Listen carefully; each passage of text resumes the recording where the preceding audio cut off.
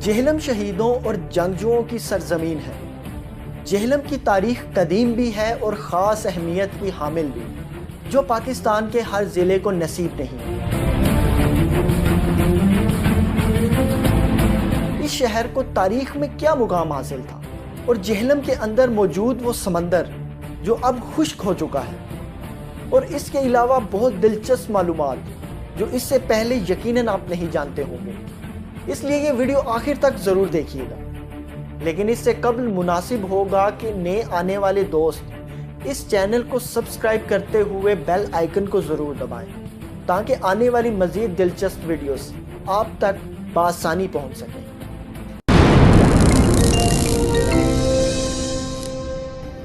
محترم ناظرین، آج کی ویڈیو شروع کرنے سے پہلے یہ بات بتانا چاہتا ہوں کہ آج کی ویڈیو کا تمام مٹیریل انجم سلطان شہباز صاحب کی کتاب تاریخ جہلم سے لیا گیا ہے، جس کو بک کارنر ادارے نے اس قدر خوبصورتی کے ساتھ پبلش کیا ہے کہ مجھے خود جہلم کے شہری ہونے پر فخر محسوس ہونے لگا۔ اس ویڈیو میں یقیناً کتاب میں بیان کی گئی تمام تاریخ ڈیٹیل کے ساتھ بیان نہیں کی جا سکتی، اس لیے مکمل تاریخ کے لیے آپ کو کتاب کا مطالعہ ضرور کرنا پڑے گا۔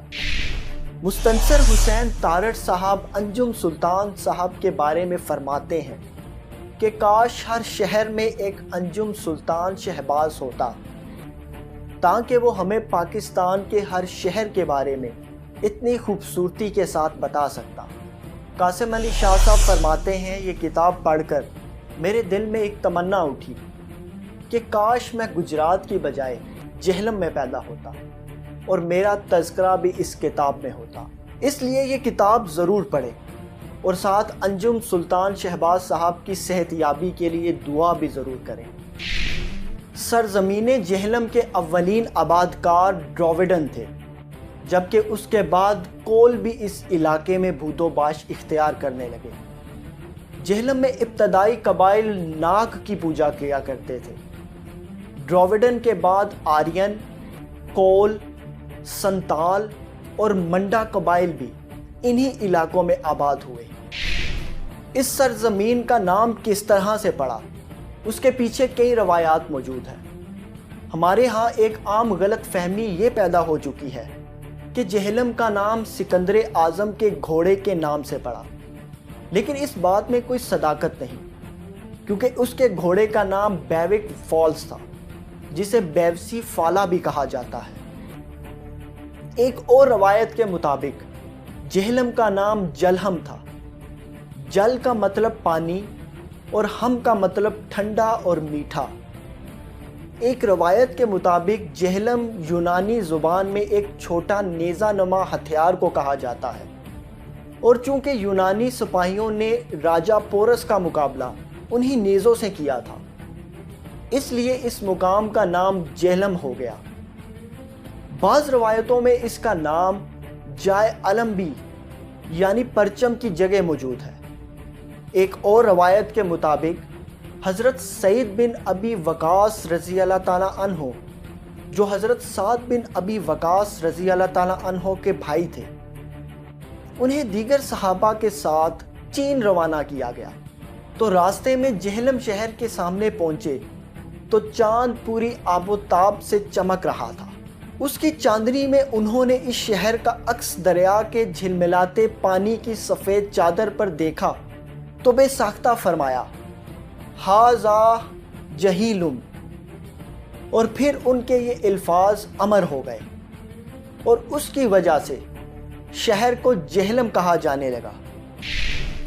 جہلم شہر کتنا پرانا ہے، اس بات کا اندازہ آپ اس بات سے لگا سکتے ہیں کہ ہندوؤں کی سب سے قدیم وید، جسے رگ وید کہا جاتا ہے، اس میں بھی جہلم کا تذکرہ موجود ہے، اور رگ وید کا کچھ حصہ جہلم شہر میں لکھا گیا۔ اس کتاب میں جہلم کا نام وتاستا لکھا گیا، جس کو بعد میں وداستا بھی کہا گیا۔ دارائے اول ہندوستان میں آنے والا پہلا بادشاہ تھا، اس کے بعد دارائے ثانی اور پھر دارائے ثالث برسر اقتدار آئے۔ دارائے ثالث کے متعلق مشہور ہے کہ اس نے وادی جہلم کو سب سے پہلے فتح کیا، اس کے بعد تقریباً 327 قبل مسیح میں سکندر اعظم تسخیر ایران کے بعد ہندوستان کی جانب بڑھا۔ پوٹوہار کے حکمران راجہ امبی چند نے سکندر سے مصالحت کر لی اور یوں سکندر اعظم دریائے جہلم تک پہنچنے میں کامیاب ہو گیا۔ ہاتھ جوڑے گا۔ میں تکششیلا نریش امبیراج اور میرا پتر یوراج امبی کمار آپ کا سواگت کرتے ہیں۔ لیکن دریا کے پار کا غیور راجہ پورس سکندر سے پنجہ آزمائی کے لیے تیار کھڑا تھا۔ راجہ امبی چند نے سکندر کا ساتھ اس لیے دیا کیونکہ وہ راجہ پورس سے دشمنی رکھتا تھا، اور اس کے بعد باقاعدہ جنگ کا آغاز ہوا۔ اس جنگ کو مارکہ جہلم یا دی بیٹل آف جہلم کہا جاتا ہے۔ دریا کے ایک طرف پورس کی فوج موجود تھی جو سکندر کی فوج کا انتظار کر رہی تھی۔ رات کے وقت شدید بارش ہوئی، لیکن اس کے باوجود سکندر کی فوج دریا کے درمیان میں پہنچنے میں کامیاب ہوئی، جسے اب بیلا کہا جاتا ہے۔ جب جنگ کا آغاز ہوا تو سکندر نے بائیں طرف کھڑے لشکر پر حملہ کیا جہاں پورس موجود تھا۔ دیکھتے ہی دیکھتے سکندر کا لشکر پورس کی فوج پر بھاری ہو گئے اور اس کے ساتھ ساتھ پورس کے ہاتھیوں پر بھی حملہ کر دیا، اور پھر ہاتھی واپس مڑے اور اپنے ہی ساتھیوں کو کچلنے لگے۔ پورس بری طرح سے زخمی ہو چکا تھا۔ اسے میدان جنگ سے باہر جاتے دیکھ کر پوری فوج اس کی طرف بھاگی اور اسے چاروں طرف سے گھیر لیا گیا۔ اس وقت سکندر نے پورس سے کہا، تمہارا کیا خیال ہے کہ تمہارے ساتھ کیا سلوک کیا جا سکتا ہے؟ پورس نے جو جواب دیا وہ تاریخ میں رقم ہو گیا۔ اس نے کہا، جیسا سلوک ایک بادشاہ دوسرے بادشاہ سے کرتا ہے۔ پورس کا جواب سکندر کو بہت پسند آیا اور سکندر نے پورس کو اپنا دوست بنا لیا۔ سکندر نے پورس کی سلطنت اسے واپس کر دی اور وہاں اس دریا کے دونوں طرف 2 شہر آباد کیے، اور 326 قبل مسیح میں سکندر جہلم سے روانہ ہو گیا۔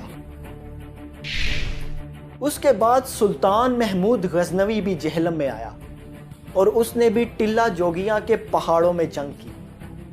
اس کے بعد سلطان شہاب الدین غوری نے جب ہندوستان پر چڑھائی کی تو جنگ میں 20,000 کھوکھروں نے اس سے جنگ کی اور شکست کھائی۔ دلچسپ بات یہ ہے کہ پرانی جہلم سرائے عالمگیر کے مقام پر واقع تھا، جبکہ جہلم کا موجودہ شہر 450 سال پرانا ہے۔ جہلم کو بڑا اعزاز حاصل ہے کہ جہلم میں دنیا کی دوسری بڑی نمک کی کان موجود ہے جو کھیوڑا میں موجود ہے۔ کھیوڑا کا قصبہ انگریزوں نے 14 مارچ 1876 میں آباد کیا۔ کہا جاتا ہے کہ 80 کروڑ سال پہلے یہاں پر ایک سمندر موجود تھا جسے تیتھس کا نام دیا گیا۔ یہ سمندر خود تو خشک ہو گیا مگر دنیا کا سب سے بڑا نمک کا ذخیرہ چھوڑ گیا۔ اس کے بعد درجہ حرارت کم ہونے کے باعث زمین سکڑ گئی اور 60 کروڑ سال پہلے کھیوڑا کے پہاڑ وجود میں آئے۔ دلچسپ بات یہ ہے کہ کھیوڑا کے نمک کی دریافت کسی انسان نے نہیں بلکہ گھوڑوں نے کی تھی۔ دلچسپ واقعہ یہ ہے کہ 327 قبل مسیح میں یونانی بادشاہ سکندر یہاں آیا اور اس کے گھوڑوں نے نمک چاٹنا شروع کر دیا اور یوں کھیوڑا کا نمک دریافت ہوا۔ اس کے علاوہ جہلم شہر میں مشہور تاریخی مقام قلعہ روہتاس بھی واقع ہے۔ اس کی بنیاد 15 مئی 1541 کو رکھی گئی۔ یہ قلعہ اس وقت شیر شاہ سوری نے گھگڑوں پر نظر رکھنے کے لیے بنوایا تھا۔ اس کے علاوہ جہلم میں سکھوں کا مشہور گردوارہ قلعہ روہتاس کے دامن میں موجود ہے۔ یہ مہاراجہ رنجیت سنگھ نے تعمیر کروایا تھا۔ اس کے علاوہ ٹیلا جوگیاں کا مقام بھی جہلم میں موجود ہے۔ کہا جاتا ہے کہ یہاں جوگیوں کا بسیرا ہوا کرتا تھا اور ہر سال یہاں بڑی دھوم دھام سے شیو کی یاد میں میلہ منعقد کیا جاتا تھا۔ سکھ مذہب کے بانی بابا گرو نانک صاحب نے بھی کچھ ایام ٹیلا جوگیاں میں گزارے۔ اس سے منسوب ایک گنبد آج تک یہاں موجود ہے۔ اس کے علاوہ قلعہ منگلا جو پہلے جہلم کا حصہ تھا یہی موجود ہے۔ منگلا سنسکرت زبان میں مانگ لینے کی ہے۔ کہا جاتا ہے کہ منگلا کا قلعہ منگلا دیوی کے نام سے منسوب ہے۔ اس دیوی کا ذکر مہابھارت میں بھی موجود ہے۔ منگلا دیوی راجا پورس کی بیٹی تھی۔ باپ اور بھائی کی وفات کے بعد اس نے پہاڑی کو ہی اپنا مسکن بنا لیا تھا۔ اپنے والد کو یاد کر کے درد بھرے گیت گایا کرتی تھی۔ لوگ اسے دور دور سے اس کے گیت سننے آیا کرتے تھے۔ لوگ خصوصاً اس کے درشن کرنے آیا کرتے تھے اور اسے اپنی مرادیں مانگا کرتے تھے۔ اس کے مرنے کے بعد وہاں اس کا بت رکھا گیا اور اس کی پوجا کی گئی۔ اس کی پوجا کرنے والوں کو سنت کہا جاتا ہے۔ اس کے علاوہ بے شمار تاریخی قلعے جہلم شہر میں موجود ہیں، لیکن وقت کی کمی کے باعث تمام کی ڈیٹیلز بتانا ممکن نہیں۔ اب ہم بات کریں گے جہلم کی مشہور شخصیات کی، جن میں مختلف اولیاء کرام، شہداء، سیاستدان، تاریخ دان اور شعراء شامل ہیں۔ حضرت بابا پیر سلیمان پارس کا مزار دریائے جہلم کے کنارے موجود ہے۔ کہا جاتا ہے کہ ان کا شمار تابعین کرام میں ہوتا ہے۔ آپ کا تعلق راجا پورس کے خاندان سے تھا۔ کہا جاتا ہے کہ آپ نے حضرت سعید بن ابی وقاص رضی اللہ تعالیٰ عنہ، جو حضرت سعد بن ابی وقاص رضی اللہ تعالیٰ عنہ کے بھائی تھے، ان کے ہاتھوں پر اسلام قبول کیا اور ان کا نام سلیمان رکھا گیا اور خاندانی نسبت سے سلیمان پورس اور بعد میں سلیمان پارس کہلائے۔ اس کے علاوہ میجر اکرم شہید کا تعلق بھی جہلم سے تھا۔ آپ مشرقی پاکستان میں دشمن کے خلاف بے مثال جرأت اور بہادری سے لڑتے ہوئے شہید ہوئے۔ آپ کی عمر 33 برس تھی اور آپ کو پاکستان کا سب سے بڑا فوجی اعزاز نشان حیدر دیا گیا۔ اس کے علاوہ لیفٹیننٹ کرنل حق نواز کیانی شہید کا تعلق بھی جہلم سے تھا۔ اس کے علاوہ بے شمار شہیدوں اور غازیوں کا تعلق جہلم شہر سے ہے۔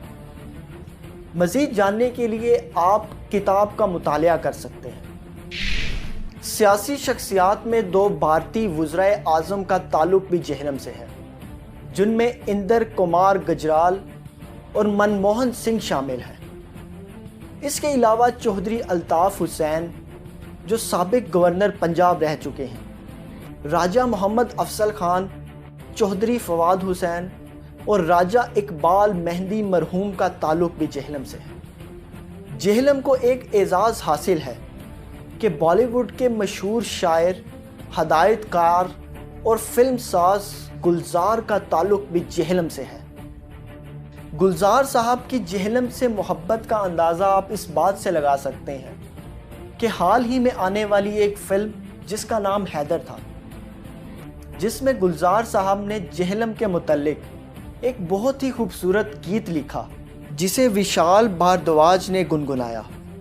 اس کے لیرکس کچھ یوں تھے: جہلم جہلم ڈھونڈے کنارہ، ڈوبا سورج کن آنکھوں میں، سورج ڈوبا کن آنکھوں میں، جہلم ہوا کھارا، جہلم جہلم ڈھونڈے کنارہ، کس سے پوچھے کتنی دیر سے درد کو سہتے جانا ہے، اندھی رات کا ہاتھ پکڑ کر کب تک چلتے جانا ہے، لہو لہو لہو وقت کا خون ہوا رے، لہو لہو لہو، لہو بہتا انگارا، لہو بہتا انگارا، ڈوبا سورج کن آنکھوں میں، سورج ڈوبا کن آنکھوں میں، جہلم ہوا کھارا، جہلم جہلم ڈھونڈے کنارہ، ڈوبا سورج کن آنکھوں میں، سورج ڈوبا کن آنکھوں میں۔ اس کے علاوہ سید ضمیر جعفری، تنویر سپرا، جنہیں جمہوریت ایوارڈ اور ادبی ایوارڈ بھی مل چکے ہیں، اقبال کوثر، یاسمین سحر، انجم سلطان شہباز کا تعلق بھی جہلم سے ہے۔ امید کرتا ہوں کہ آپ کو آج کی ویڈیو ضرور پسند آئی ہوگی۔ ویڈیو پسند آنے کی صورت میں دوستوں کے ساتھ شیئر کرنا نہ بھولیے گا اور اپنی قیمتی آراء سے ضرور آگاہ کیجیے گا۔ اگلی ویڈیو تک کے لیے اجازت دیجیے۔ اللہ حافظ۔